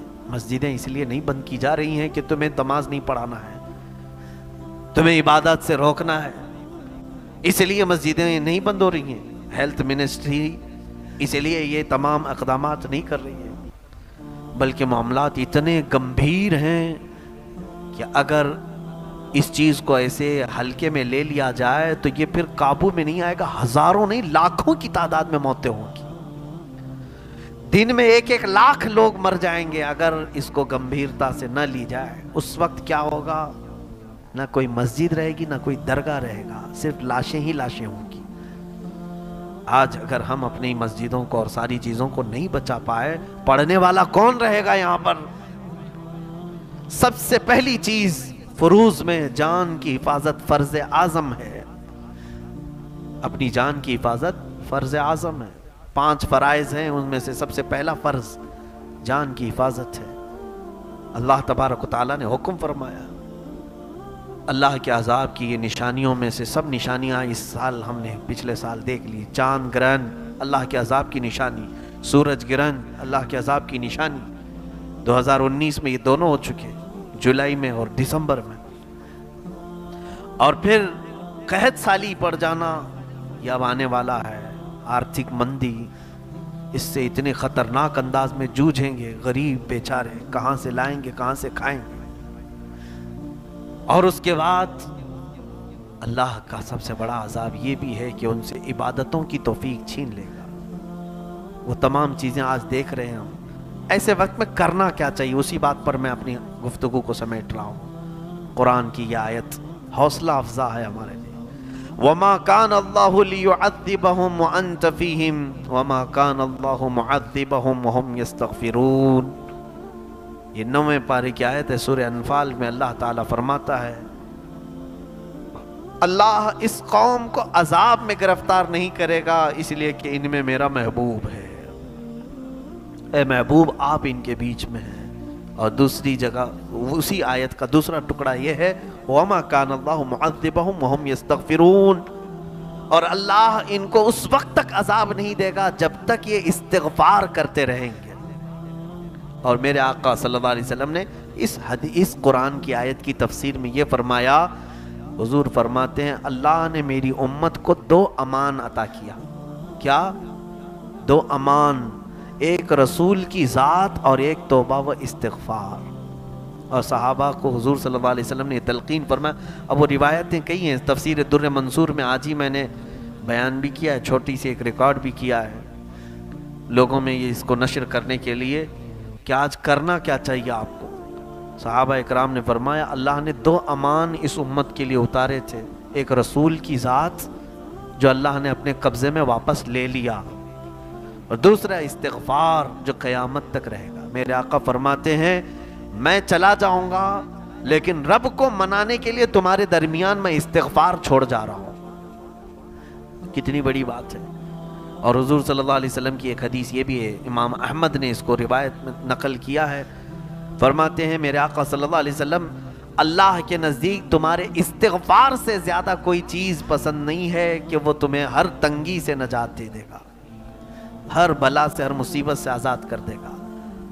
آج لوگ جو جس طرح کی مصروفیات میں ہیں، میں بڑے ادب کے ساتھ گزارش کروں گا بچوں سے، جوانوں سے، بڑی عمر کے حضرات سے، عورتوں سے، اپنے اپنے گھروں میں بند ہو جاؤ، اپنے گھروں کا اعتکاف کرو اور سب کو لے کر کے بیٹھے، دسترخوان بچھائیں، دانے ہوں تو ٹھیک ہے نہیں تو تسبیح لے لیں۔ ہر گھر سے 70,000 بار استغفار ہونا چاہیے۔ کتنی بار؟ 70,000۔ کاش اگر یہ میرا میسج سب کو پھیل جائے۔ دیکھیں اگر ہمارے گھروں سے استغفار کی گونج اٹھی تو میرے مولا کا وعدہ ہے جب تک استغفار کرتے رہیں گے میں عذاب نہیں لاؤں گا، عذاب نہیں آئے گا۔ اللہ تعالیٰ اپنے وعدے کے خلاف نہیں فرمائے گا، کبھی نہیں فرمائے گا۔ حتیٰ کہ ایک حدیث میں یہ بھی ملتا ہے کہ اگر بجلیاں آ بھی جائیں تو استغفار کرتے رہو گے تو تمہیں نقصان نہیں پہنچائیں گی۔ اللہ کا وعدہ ہے، اللہ کا وعدہ ہے۔ ہم تو اب ہر نماز کے بعد استغفار کر رہے ہیں، لیکن میں گزارش یہ کروں گا کہ ہر کوئی اپنے گھروں میں آج بیٹھ جائے، اور آج بڑی رات ہے، عیاشی میں نہ گزارو، خواہ مخواہ پولیس کو پریشان کر کے ایک دوسرے کو کھینچم تانی کرنا، اب بھی عیش کرنا، لہو و لعب میں گزارنا، میرے عزیزو اللہ کے عذاب کو دعوت دینا ہے، اس کے جلال کو، اور تم اترا کر کے دکھا رہے ہو کہ ہمیں کچھ نہیں ہو سکتا۔ اسی طرح انڈونیشیا کے ایک عالم نے ہمیں یہ کہا تھا کہ ہم بہت روکتے تھے لوگوں کو کہ یہ بیچ پر جو عیاشی ہو رہی ہے مت جاؤ، کہا کچھ نہیں ہوتا ہمارے ساتھ۔ جس دن سونامی آئی، اللہ کی پناہ، ایسے تباہی مچائی تھی کہ جن لوگوں نے کہا تھا وہ سب پتہ نہیں ان کی لاشیں بھی کبھی مل نہیں سکی آج تک، وہ کہاں غائب ہوئے، ان کے سارے ریسٹورنٹ، ان کے کلب، ان کے ناچ گانے کے سامان کہاں گئے، سونامی کہاں لے گئی پتہ ہی نہیں۔ میرے عزیزو یہ نہ سمجھنا کہ ہمیں کچھ نہیں ہوگا، اللہ رب العزت اگر چاہے تو مضبوط محل میں بیٹھو، وہ تم تک آ کر پکڑ لے گا۔ ابھی میں نے سنا ہے کہ دبئی کے بڑے پرنس کو یہ اٹیک ہوا ہے، کرونا وائرس، ان کے پاس مال کی ریل پیل اتنی، کروڑوں نہیں، اربوں نہیں، پتہ نہیں کتنے خربوں کی دولت جمع کر کے رکھے ہیں، دولت کچھ کام نہیں آ رہی اس چھوٹے سے کیڑے کے سامنے، کچھ کام نہیں آ رہی۔ کینیڈا کے پرائم منسٹر کی بیوی کو ہو گیا، جن کے پاس پیسوں کی کمی ہے، افیکٹڈ ہیں یہ لوگ۔ اتنی بڑی بڑی طاقتیں اس ہلکے سے ذرے کے سامنے عاجز آ گئی ہیں۔ کیوں میرے رب کی ذات کو آج بھی تم نہیں تسلیم کر رہے ہو؟ کیوں نہیں مان رہے ہو کہ وہ طاقت والا قوی ہے؟ اس لیے آج استغفار کریں، گھروں میں سب کو بٹھائیں، 70,000 بار استغفار لکھ کر کے رکھیں، تسبیح وغیرہ تعداد کاؤنٹ کریں، اور ہر گھر سے جب 70,000 بار استغفار ہو جائے تو سارے لوگ بیٹھ کر اجتماعی طور پر ایک بار دعا کریں، اے رب ذوالجلال، ہم نے جو کچھ بھی کیا تھا وہ نفس امارہ کی شرارتیں تھیں، وہ شیطان مردود کے بہکاوے تھے، مولا اب تجھے منانے کے لیے ہم نے استغفار کیا، اور تیرے حبیب نے ہمیں فرمایا ہے کہ میں جا رہا ہوں تمہارے درمیان استغفار چھوڑ جا رہا ہوں، مولا اگر تو ہمارے استغفار سے بھی نہ راضی ہو تو ہم تجھے کس چیز سے راضی کریں گے؟ انشاءاللہ العزیز میرا مولا راضی ہوگا۔ اور ویسے بھی میرے عزیزو، رجب کے متعلق میرے آقا نے فرمایا یہ اللہ کا مہینہ ہے، رجب شہر اللہ، اللہ کا مہینہ ہے، اور اللہ کا مہینہ اللہ نہیں مانے گا۔ اس مہینے کے ختم ہونے سے پہلے 70,000 بار استغفار ہونا چاہیے، ہو جائیں گے انشاءاللہ۔ ہر گھر یہ عہد کرے آج سے کہ یہ مہینہ ابھی 3 دن باقی رہ گیا، 3 دن بھی باقی نہیں رہ گئے، اگر 29 کا چاند ہو گیا تو اسی لیے 2 دن بچے ہیں، اپنے گھر والوں کو لے کر 70,000 بار استغفار کریں گے۔ مولا کریم کی بارگاہ میں دعا ہے، اے رب قدیر، کہنے سننے سے زیادہ ہمیں عمل کی توفیق عطا فرما۔ اے قدیر و جبار خدا، آج ہم تیرے سامنے عاجز و بے بس لاچار و مجبور کھڑے ہیں، مولا تیری اس بھیجی ہوئی آفت سے مولا ہم سب جوجھ رہے ہیں، جہاں جہاں لوگ پریشان ہیں ان کی پریشانیوں کو دور فرما دے۔ اے قدیر و جبار خدا، ہم اپنا غرور اور تکبر تیرے سامنے نہیں دکھاتے، مولا ہم سب کو تو معاف فرما دے۔ عزیزان گرامی، یہ ایک چیز میں یہ بتا دوں آپ کو، خاص طور پر خلیفہ ہارون رشید کے زمانے، یہ بات میں کہنا بھول گیا تھا اس لیے عرض کر رہا ہوں، بڑی حکمت کی بات انہوں نے کہی ہے۔ خلیفہ ہارون رشید کا نام سنا ہوگا آپ نے، عباسی خلفاء میں بہت بڑے ان کی شاہانہ سطوت رہی اور بڑے نامچین خلیفاؤں میں سے۔ ان کے زمانے میں قحط اور وبا پھیل گئی تھی، اتنا قحط کہ لوگ بھوک سے مر رہے تھے۔ خلیفہ ہارون رشید نے سارے خزانے کھول دیے، جگہ جگہ سرکاری لنگر خانے لگا دی، لوگوں کو فری میں تقسیم، اس کے باوجود بھی قحط پر کنٹرول نہیں ہو سکا، کچھ بھی نہیں مل رہا ہے، لوگ مر ہی رہے۔ خلیفہ وقت پریشان تھے، خلیفہ ہارون رشید ایک رات آ کر کے بڑے فکروں کے ساتھ رونے لگے۔ ایسے ٹینشن کے وقت کریں کیا جب کوئی چیز ہمارے ہاتھ میں آئی نہیں رہی، کنٹرول نہیں ہو پا رہی۔ یہ میری بات آج کے حکام کو سن لینا چاہیے جو کنٹرول کرنا چاہ رہے ہیں، کنٹرول کرنا چاہ رہے ہیں نا، یہ ہو چکا تھا۔ تو خلیفہ ہارون رشید کے استاد تھے شیخ یحییٰ، وہ ان کے وزیر بھی ہیں، ان کو بلایا۔ ہارون رشید نے کہا کہ حضور کوئی داستان سنا دو، دل بڑا بے چین ہے، پریشان ہے، کچھ نصیحت کر دو، کوئی داستان سنا دو۔ کہا آپ داستان سننا چاہتے ہیں، کہانی سننا چاہتے ہیں اس وقت؟ کہا کچھ تو سنائیے آپ۔ شیخ یحییٰ نے کہا سنیے، مجھے پرانے زمانے کی ایک حکایت یاد ہے، میں آپ کو سنا دیتا ہوں۔ کہا بتائیے۔ کہا ایک جنگل میں ایک بندریا رہتی تھی، توجہ، ایک جنگل میں بندریا تھی، اس کا ایک چھوٹا سا بچہ تھا۔ اس بندریا کو جنگل کے باہر جانا تھا، لیکن وہ اپنے بچے کو لے کر جا نہیں سکتی تھی، تو اس نے کیا کیا، شیر کے پاس گئی۔ شیر جنگل کا راجا ہوتا ہے، بادشاہ ہوتا ہے۔ جا کر کے اس نے اپنے بچے کو اس کے حوالے کیا اور کہا کہ بادشاہ سلامت میرے بچے کی آپ حفاظت کریں جب تک میں اپنے کام سے واپس نہ آ جاؤں، مجھے جنگل سے بہت دور جانا ہے۔ شیر نے کہا ٹھیک ہے، میری ذمہ داری ہے پورے جنگل کو دیکھنا، میں لے لوں گا، حفاظت میں لے لیا۔ اس شیر نے بندریے کے بچے کو اپنی پیٹھ پر سوار کیا اور لے کر کے گھومتا رہا۔ ہو سکتا ہے امانت دار شیر رہا ہو، ورنہ کھا جاتا، لیکن یہ حکایت میں ہے، سنا رہا ہوں میں آپ کو، اس میں بڑی حکمت کی بات ہے۔ بندریا چلی گئی، شیر روزانہ صبح سے شام تک اس بچے کو اپنے کندھے پر لے کر گھومتا تھا۔ کہاں اٹھائے گا وہ، پیٹھ پر اٹھا کر چلتا تھا۔ کئی دن گزرے، کوئی قریب آ سکتا تھا شیر کے، بچے کو پکڑ سکتا تھا؟ اتنے بھیانک شیر کے سامنے کون مقابلہ کر کے اس بندریا کے بچے کو اٹھا لے جائے؟ ایک دن وہ پانی پینے کے لیے ایک ندی کے کنارے شیر پہنچا اور اپنے پیٹھ پر بندریا کے بچے کو سوار بھی کیا۔ اچانک اوپر سے چیل آئی، ایک چیل اڑتی ہوئی آئی اور پنجہ مارا، بندریا کے بچے کو اٹھائی اور چلی گئی۔ شیر دہاڑتا رہ گیا، چیختا رہ گیا، لیکن کچھ نہیں کر سکا کیونکہ چیل لے کر اچک چکی تھی۔ بندریا کے بچے کو شیر بچا نہیں سکا، جبکہ وہ سب سے طاقتور تھا، پورے جنگل کا بادشاہ۔ افسوس بھی ہوا اس کو۔ اب جب بندریا واپس آئی، ماں اپنے بچے کو پوچھنے کے لیے پوچھا شیر سے کہ میرا بچہ کہاں ہے؟ تو شیر نے کہا مجھے بڑا افسوس ہے، میں تیرے بچے کو بچا نہیں سکا، میں پیٹھ پر لے کر گھومتا تھا، کہیں ادھر ادھر چھوڑ کے بھی نہیں جاتا تھا تیرے بچے کو، لیکن وہ چیل آ کر اٹھا لے گئی۔ کہا تم کیسے بادشاہ ہو، تم کیسے راجا ہو جو ہماری حفاظت نہیں کر پاؤ گے؟ ہم تمہاری رعایا ہیں، تم جنگل کے راجا ہو، ہماری رکشا نہیں کر پاؤ گے، کیسے بادشاہ ہو؟ اب سنیے، یہ حکام کو بھی سننا چاہیے جو شیر بنے ہوئے ہیں، یہ شیر ہے نا۔ شیر نے کیا جواب دیا بندریا کو کہ بندریا، میں راجا ضرور ہوں، میں بادشاہ ضرور ہوں، لیکن زمین کے اوپر یہاں موجود جانوروں کا، آسمان سے آئی ہوئی چیز کو میں کیسے روک سکوں گا؟ وہ چیل کہاں سے آئی تھی؟ اوپر سے آئی تھی، اوپر اڑنے والی چیزوں پر میرا بس نہیں چلتا۔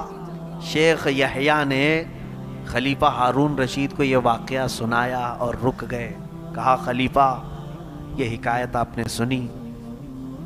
یہ حکایت کہاں سنا؟ ہو بہو یہی، آپ شیر ہوں گے اپنی رعایا کے لیے، پورے خزانے آپ نے کھول دیے کہ قحط سالی ختم ہو جائے، ہر بیماری کو دور کرنے کے لیے ہر پروٹیکشن آپ نے کر لیا۔ خلیفہ یہ آئی ہوئی چیز آسمانی ہے، زمینی ہوتی تو آپ روک لیتے، یہ آئی ہوئی چیز آسمانی ہے، زمینی ہوتی تو آپ مقابلہ کرتے۔ کہا اب کیا کروں؟ شیخ یحییٰ نے خلیفہ ہارون رشید سے کہا اب شیر بن کر کے، بادشاہ بن کر کے مقابلہ نہ کرو، اوپر سے آئی ہوئی چیز جو اللہ کی ہو تو فقیر بن کر کے اس کے پاس گڑ گڑاؤ، وہ چاہے تو ہی یہ بلا ہٹا سکتا ہے۔ آج یہی چیز میں کہہ رہا ہوں، حکام بھی سن لیں، بڑے لوگ بھی سن لیں، علماء بھی، ہم سب بھی، یہ پریکوشن کی جتنی چیزیں ہیں یہ کر لے جائیں، ٹھیک ہے؟ یہ سمسیا کا حل نہیں ہے، سمسیا کا حل یہ ہے کہ وہ آئی ہوئی چیز اللہ کی طرف سے ہے، اسی کو منا لیں، اسی کو منا لیں، اس کے پاس گڑ گڑائیں، اس سے یہ ایک بار یہ کہیں مولا تجھ سے جو منہ چھپائیں تو کرے کس کے سامنے، مولا تو بخشش نہ کرے تو پھر کس کے پاس جائیں؟ اللہ رب العزت کریم ہے، ہم سب کو معاف فرمائے۔ قدیر و جبار خدا آج کی اس بڑی رات کے صدقے، میرے نبی کے معراج کے سفر کے صدقے، اس پوری بلا کو ہندوستان سے دور فرما دے، بلکہ پوری دنیا سے مولا دور فرما دے۔ اس میں مولا غریب لوگ بھی مر رہے ہیں، امیر بھی مر رہے ہیں، بے گناہ بھی مر رہے ہیں، گنہگار بھی مر رہے ہیں، ہر طرح کے نیکوکار گنہگار سب ملوث ہیں۔ اے اللہ تو اپنی اس پکڑ سے ہم سب کو آزاد فرما دے، تاکہ مولا تیری مسجدیں شان کے ساتھ کھلی رہیں، علی اعلان ہم نمازیں پڑھ سکیں۔ اے الہ العالمین تیرے گھروں کا اس طرح بند رہنا اچھا نہیں لگتا مولا، اس طرح کی ویرانیاں اچھی نہیں لگتی۔ اے قدیر و جبار خدا ہم سب کو تو ہمارے گناہوں سے آزاد کر دے، معاف فرما دے، ہمارے بچوں کو تو سلیقہ عطا فرما، تمیز عطا فرما۔ وصلی اللہ تعالی علی خیر خلقی محمد وآلہ واصحابہ اجمعین، وآخر دعوانا الحمدللہ رب العالمین۔ يا شفيعنا يا محمد صلى الله عليه وسلم